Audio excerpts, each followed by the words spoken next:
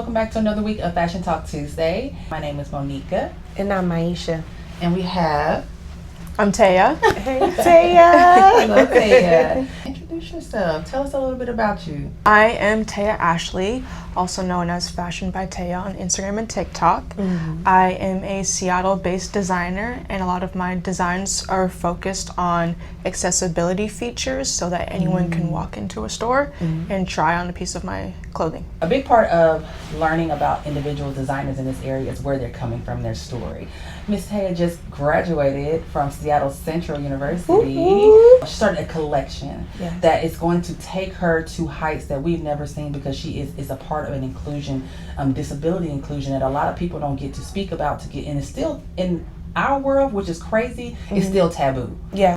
You graduate Capsule Collection Sovereign Affairs, and it focuses on refinement and legacy.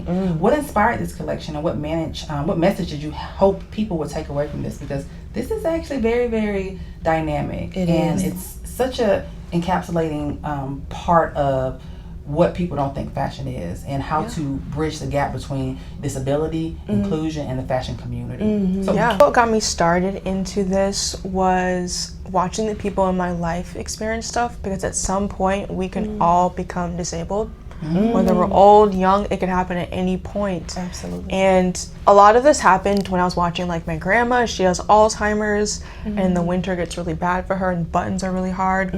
My boyfriend last August, he had 3 seizures and broke both of his shoulders. Wow. He's okay now, but he couldn't do anything, and he spent his entire life being able to be independent, and he couldn't get dressed by himself, he couldn't go to the bathroom by himself, he couldn't bathe by himself, he couldn't do anything. So like that was me like helping him for like 6 weeks of just trying to get him back into normalcy. Like I remember my godfather, he had a knee replacement. He couldn't put his socks on normally. And so like that was a big part of it. And then during the pandemic, I was watching a lot of people with disabilities advocate for accessibility, for inclusion, and like how we treated illnesses just as a whole, and how we responded to the pandemic. And that kind of got me into it as well. And I was thinking of this activist and influencer, Imani Barbarin. She gives a lot of good points on disability and inclusion. When I got back into fashion after my undergrad, this was like something I wanted to incorporate, because they're such a big part of this community. We talk about inclusivity for like Black women, plus size, you know, Latino women, and we talk about all these other minor groups except for disabilities, and I wanted to include them because they're a part of this community, they're a part of society. They deserve to look and feel good just as much as anybody else. Correct. That's genius in itself. Disability inclusion is an important part of your work. Why is, I think you tapped on this, but why is accessible fashion so important? What changes would you like to see within the fashion industry when it comes to this? What I would like to see is us not be so taboo about it, to be able to talk about it. You know, I've been told that we have there's different words like able-bodied, differently abled, and it's like disability isn't a bad word. Disabled isn't a bad word. And I also would want to see people using their privilege to speak about this the same way we talk about like Black Lives Matter, the Me Too, like keep the same energy into every single marginalized group. And what I wanted to do with my brand is to put those with marginalized identities first, give them that privilege that I've always been afforded, because I grew up with like a lot of privilege, and I want to use that to the benefit of other people, and I want to see that in the fashion community as well. I want to see people like Anna Wintour, like, girl, you got so many connections, put someone in a wheelchair on the runway. Listen, absolutely. You know, like I want people to use their power for good.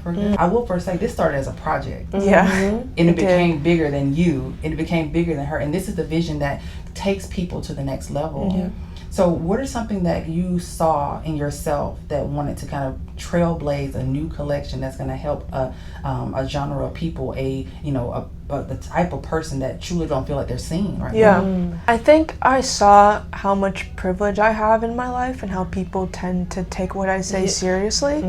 So using that for good. Like I'm already talking about women's rights, I'm already talking about LGBTQ plus rights, I'm already talking about Black people's rights. What's one more? Exactly. I don't know, people tend to listen to what I say, so I'm like, well, let me just share some good messages, you know. And I wanted to use my privilege to open up this lens that hasn't really been talked about. And I try to like, you know, not speak for other people essentially, but just from like what I'm seeing and what I've been told, like let's tap into this, you know, like yes, I'm not, you know, I don't have any like obvious disability, doesn't mean I can't talk about it, but just sitting back and like being quiet and listening to others, and then just like, okay, so you said that, so I'm gonna say what you said. Listen. Just, you know, not to speak for you, but I'm gonna say exactly what you said, so then this amplifies even more. And it's so crazy. I want to talk about how you said that our lives can change in a split second. I remember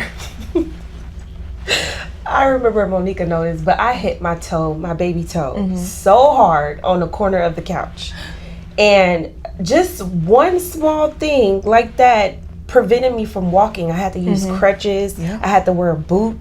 And it's just so crazy how you would think that people would have tapped into this market beforehand, but a lot of people just don't see certain arenas or certain areas of fashion important. So again, like I said, I just want to say thank you for opening this door, because when my foot was a mess for a couple of weeks, I'm just like, I can't put my clothes on. Like I can't even put my pants on. I had to have help in order to get in the tub. So like you said, everything can change in a split of a second. So. Something Imani said in one of her TikToks was that accessibility helps everyone. An example she gave is like having a ramp in like from your garage to your home. So you're bringing in groceries, you're moving in furniture. Like those 2 steps, you put that into a ramp, and it's not just for someone in a wheelchair, that helps anyone essentially. And like accessibility literally helps anyone. We were able to have doctor's appointments virtual, and everyone can be able to go to the doctor. Everyone has the time to do that. They can hop on a call real quick and tell the doctor what's going on and get their problem solved. Like accessibility truly helps everyone. Yeah. Let's talk about your designs. Let's talk about the visionary, because you are a visionary for this. This is something that you have a talent in, you understand, you did the research.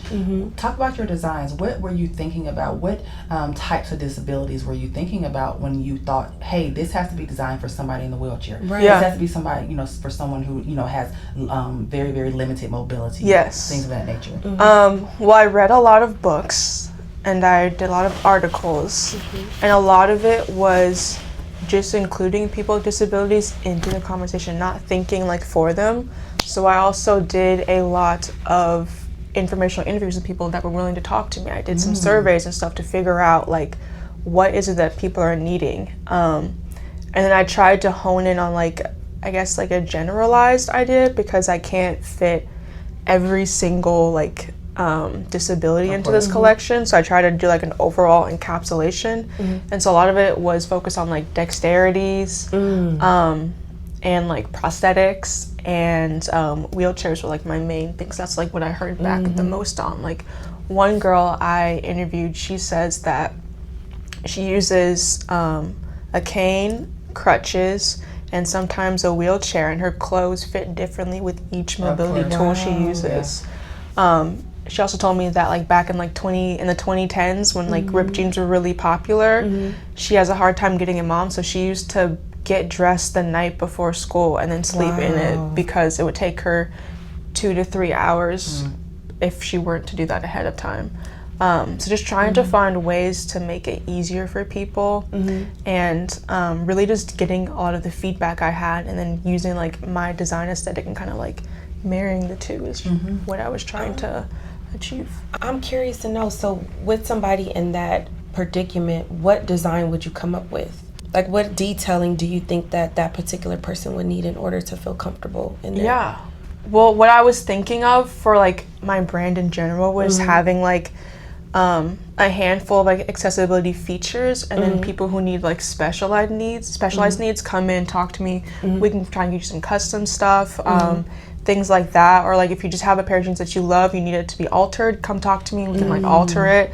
Because some people just have like super niche needs, and I can't fit that in like a mass production thing. So like I'll have my mass production, and then I'll have like one-on-one meetings with people, and like you can come in and need this. Like one of my models, I'm working on a wardrobe for her. Shout out to Anna by the Foot. Go check her out. She's amazing. I love her. she doesn't have any arms, and she mostly wears athleisure clothes. I did see her on So your page. yeah, I want to. We're working on now a wardrobe for her that she can like get in and out of and get dressed independently without needing assistance. So that's what I'm working on with her. So That's dope. just stuff like that of just like, if you need one-on-one, come talk to me. We'll work something out. It's so crazy how God give us a vision and we don't really tap into it and be like, whatever. But he put ideas in our mind to not help ourselves but to help other people. So Yeah, and it's doing crazy amazing when work. you're like in alignment with that, how many doors start opening up that you don't realize. yes. Like I think it's also a privilege that I was even able to go back to school, number one, and go to art school and have my family help take care of me while I was back in school. Like it's not lost on me. So I really like, the doors are open, and so you gotta like take a jump for it. Listen. Why do you believe fashion plays such an important role in society beyond just clothing? And we talk about this quite a bit, and I'll kind of give some context around this. We talk about how emotional it is, how psychological it is, how uplifting it is, how it can actually like also it can harm us mentally if we don't, wear the right things. Not in a bad way, but also if we don't feel confident in something, we don't show up as our best selves. And I think fashion plays a big role in how individuals feel seen and not seen as well. So how do you feel like fashion has created a space in which you can kind of help others who don't feel seen? Yeah, I also think too, fashion is also political. And obviously disabilities are a part of politics. Yep. I wish it wasn't, it's just the way it is. Can you tap on that just a little bit, just for people who might not understand what you mean by that? Just with like the laws around just people with disabilities, they have like a cap on their income.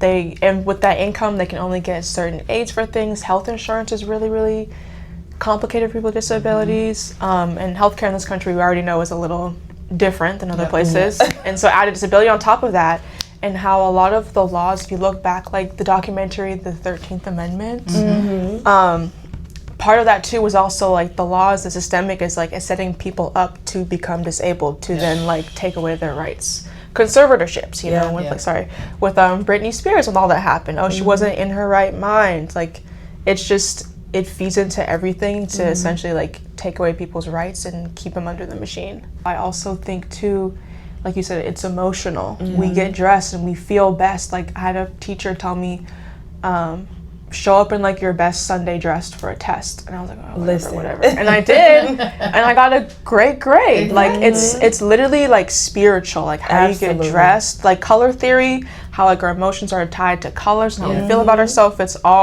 It's very much spiritual. It's very much emotional.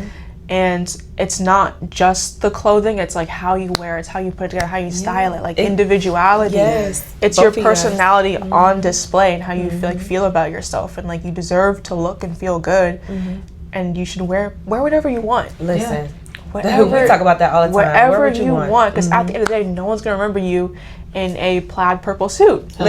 They might tell you. They might tell you, and they might take a video of you. But now you look good. Listen, now you're on the gram. Now what? Like, wear whatever you want. It's truly, it is that deep, and it's also like not that deep. Like, life's too short. Life is too short.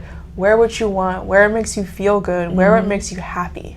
Absolutely. We talk about power colors, and you talk about how emotional colors are to us. What's your power color? What's your colors that make you feel good, confident? Like, I'm that girl walking through the door and it's mine. Yeah. Period. Honestly, I am a very emotional dresser, so the color really varies. Like in the winter time, you'll see me in a lot of neutrals, blacks, and grays.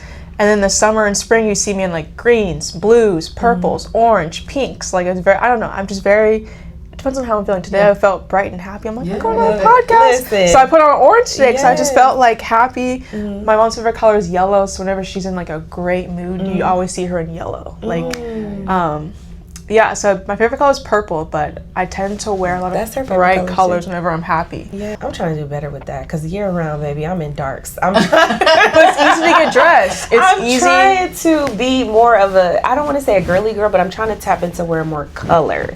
Because when I see color, it's not that I get, I don't know, it's just not my vibe, but I do want it to be my vibe, because when I do put on bright colors, you do feel a little bit more cheerful, so yeah. But I mean, I think it's also like there's certain silhouettes. You can have like, you know, a navy blue ruffle top and it's all frilly and stuff. Like, you know, like I don't want people to like force to wear it. If you don't want to wear color, you don't gotta wear color. But like, I want to get into color though, because I love it. Like what Monica got on today, guys.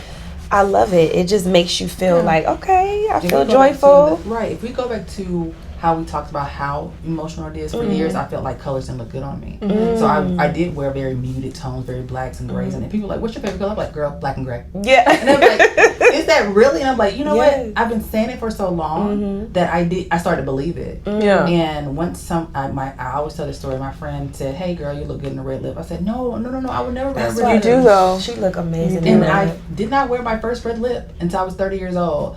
And once that happened, I just took off. Because I was like, now it feels good. It makes me feel confident. And I think I wear it as a way to tell my old self, like, girl, get behind me. Exactly. Because I feel better about what I'm wearing. And now I try to wear as much color as I can. I get that. Like, even with me, I spent this, like, I'll force myself to just wear my natural hair as is. Even though I'm, like, very insecure if I don't have it styled. Like, I just try and, like, just wear it out.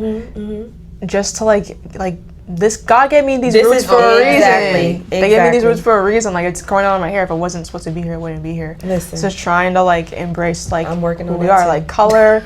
It's a journey though. It is. It's a journey. It's a journey. Everything is psychological. That's the thing too, because it's like we get in our minds and be like, I don't know how, like a lot of girls who come, well, this is something totally different, but I am a hairstylist and a lot of my clients who are in corporate, they don't feel comfortable wearing their natural hair. And we talked about this, Monica. But it's just a certain standard of how people view you. And it's like, why does it have to be that way? This is how I am naturally. Why can't not saying all corporate places don't accept it, but some don't. They think it's unprofessional. Why is that? This is how I am naturally. So. Yeah. I think something my mom told me is like, she wears her hair natural to work now, but before she worked at corporate Boeing back in the early 2000s and 90s, and she had, you know, she pressed her hair every morning just to go to work, and it wasn't until she was in like an upper position where she's like, no, like now I'm in a position where I can change the rules and stuff like that. And I think first, like I can't speak for everyone, but I think for some of them it's like just play the game until you can get in, and then you can change the rules and stuff. It's like play their game and then like play it against them once you get the chance to. So as a designer, how do you balance creating garments that are both practical and elegant? Yeah. Something my professor told my class, he said it's very rare that you'll only be designing for yourself and what you like. And if you want to make money, you got to listen to the masses, essentially. So that's something I was thinking about too, because the designs like I like love is also, it's super like avant-garde, what you see on like I love Schiaparelli. I love We're Schiaparelli. best friends because that is my favorite designer right now. Oh Jesus. The way, you know, Daniel Roseberry is like bringing it back. Like I love it. But you're not going to see someone wearing that in Fred Meyer's, you know? And not everyone can like be able to buy those things. And so it's like, okay, well, how do I like bridge the two? Because I also love Maison Margiela, super clean aesthetic lines, you know, I love all of that, but I kind of just think of it, okay, I love these designs, how can I bring it down to someone who may be in a wheelchair just trying to go grocery shopping? How can I like bring that in and try and like add certain elements, you know? My professor told me like you can do like different silhouettes, different trims, button details. You could like, I did pleatings. I love pleating, so I had my whole collection. I did pleating elements into that. So like there are different ways to bring it in that aren't super like crazy couture, haute couture kind of ways, but still bring it practical. And that's something I'm trying to do is like, okay, I love like a pyramid. I love this, and then I bring it down to this design. What are your favorite things to make, to create, to design? Honestly, that's something I'm still trying to figure out because all of my designs have been focused on school. So there are things like to pass. So there are things that I'd like to design. I would love to do some really crazy stuff you see on the runway. I would love to do some really avant-garde couture things and kind of like step out of the minimalist road, because I've been in that for a minute. Like I always want to like dip in and out of things and not be so stuck in one lane. I don't know if that's easy to be marketable as, but I think right now my goal is to just challenge myself as a designer and try styles that I haven't really done before. Yes. That's kind of my goal right now. Is I've done the minimalist, it's cute, let's try something else. So I think I'm in the season of experimenting more and pushing myself out of my comfort zone more. Let's talk about challenges. Has there ever been any challenges you faced while building your brand, and what lessons have those experiences taught you? I think in building this brand, it's definitely not set in stone. I built this brand during my 10-week quarter. In 10 weeks? Yeah. Okay. Like I've had Fashion by Tara for a while, but I started building my brand as a designer in like 10 weeks. And a lot of the stuff I was like, well, I don't know, like we'll just see what happens. Like, I don't know, we'll try it. So I think right now it's definitely trial and error. Yeah. The challenge I faced was not waiting until it's perfect. To keep going. I can always change my mind. I can change it back. I haven't signed an LLC yet. Like I haven't trademarked anything. Like we're okay. Like it's better to put it out there and change it later than just like wait for this perfect opportunity. Post the content. Post the content. Just post it. Like and like when you post it, you'll look back in a year and you'll see how much you've grown. How much you've grown and stuff like that. So I think the challenge for me right now is just to put it out there. We'll figure it out later. We'll figure it out. I think right now my brand, my core is definitely making people look good and feel good. Definitely working on sustainability and being conscious. I think I also like to be a conscious consumer as well. And really like it's structured towards the people. I'm really here for the people and what they're asking for. And then just building from there. We touched on sustainability, and that's a huge practice in the PNW, and that's something that has gained momentum in the fashion industry and community. Building practices that are more great for the earth, great for the brand, and great for opportunities to create longevity in this space. So tell me, how do you add more sustainable practices to your brand? I think right now I'm definitely like using what I have. I also offer like alteration services. So if like something isn't working out, don't donate it. Bring it to me and I'll fix it. Definitely being mindful of the fiber content in the fabrics I use. All my scraps I try and save and like donate to a place that breaks down the fabric into fibers and recycles them. I know people don't like synthetic fibers. I think they definitely serve a purpose. We wouldn't have like swimsuits, bras, underwear without them. Like polyester isn't the enemy. Listen, I think it's just how we use it. No, you're good. I try to find like things that have like recycled polyester, or you know, go to like a thrift store or a antique mall. They have fabric there. So just trying to be more conscious and not just like buying things 'cause I want to buy it. I'm just trying to really just like use what I have and like reuse and break down the best that I can right now. Definitely. I love that. I just want to tap into polyester. I'm happy that, listen, when I tell you she's going to be my BFF, I have an online boutique and I'm trying to do better with the sustainability aspect, but a lot of these clothes are made out of polyester, even the cute ones at that. So it's kind of hard because a lot of the clothes that's like 100% cotton, it's cute, but it's not giving what I like. So a lot of my stuff is polyester, so I'm happy that you said that. And I think it'd be different if you bought it and wore it once and then got rid of it. But if you're like wearing this stuff 5, 6, 7 years, you know, it's sitting in your closet and not in a landfill. Yes, I think we're in a space now where we're starting to like bridge the gap between sustainability and more better practices, because first it comes from an income perspective. Everybody can't buy a $100 shirt. Everybody can't buy a $200 shirt just to get better quality. So there's an opportunity to use what we got, such as yourself, to get what we need, but also being mindful and educating. So a lot of the time, a lot of brands, a lot of designers are starting to educate more from a sustainable perspective, meaning you're using the opportunity to say, hey, I don't necessarily think you should get rid of it, and bring it to me so I can help you repurpose it. And repurposing these types of pieces is great. I think understanding capsule wardrobes is big too. When we say, hey, like myself, I have pieces that I've had since 2012, and I love that. Thankfully my body still can get in them. But it also shows me that I'm thinking smarter, and I'm not just getting rid of things. Now I love a good purge, but how can I now start thinking about ways to bring them to designers such as yourself and say, hey, how can I make this better? How can I utilize what you've taught me, what I've learned to make my pieces a little bit better? So I love that aspect. And as we continue to gain momentum with sustainability, these are the types of conversations we need to have. Yes, because I'm going to save my polyester. You pay good money for it. Listen. You're leaving with something. Yes.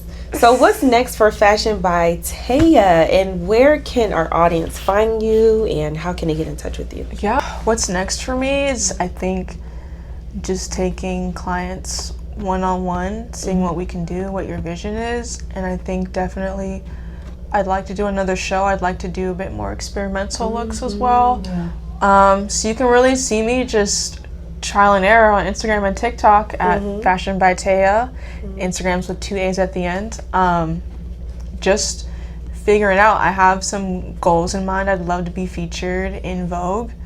It's coming. We're going to speak it in, we'll see where the world takes me, but right now I'm just trying to see what I can do right here in Seattle. I think this has been amazing. I think the opportunity to continue to highlight your story, highlight your work, is what we're trying to do. I think more than anything, I want to see you educate the masses about inclusion and diversity in the disability and accessibility space. If there's one thing you could leave everyone with to understand accessibility and the needs and what individuals need in that space more of, what would that be?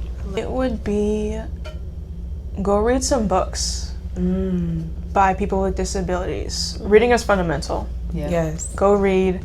Follow Imani Barbarin, Carters and Spice, on Instagram and TikTok. She is instrumental. She is a wealth of knowledge. And I'm really all for people like going out and doing the research and doing the work. It takes work. Everything in life takes work. But just be open-minded. Go and do the research. Look it up. See what's out there, and see the importance of fashion and the importance of disability advocacy, because they are often forgotten, and they deserve to have a voice just like the rest of us. They're a marginalized group just like the rest of us. Love and if we're going to make change, we have to include everybody. Absolutely. So don't discount them. Listen, that was a word. Okay, guys, this wraps up another Tuesday. Thank you so much for joining us. Thank you for Fashion having Talk me. Tuesday. Thank you so much.